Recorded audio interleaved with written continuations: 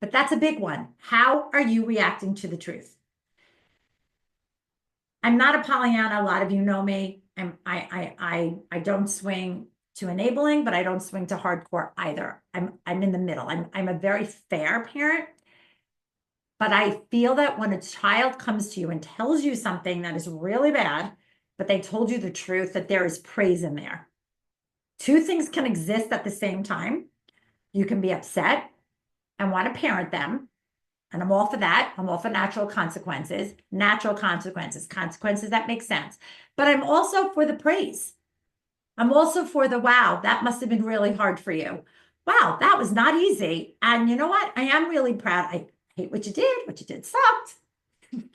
Okay, that's how I speak. But I'm so proud of you that you felt comfortable enough, that you felt secure enough, that you felt safe enough to come to us to tell us that.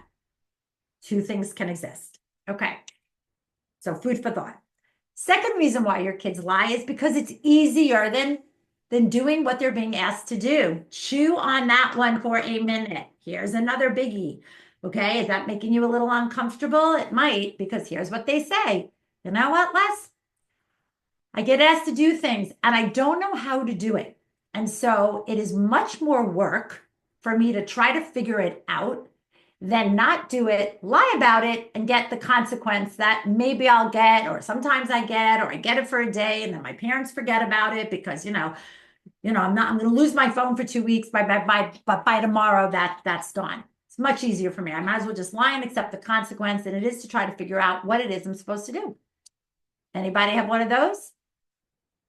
Oh, yes, you do.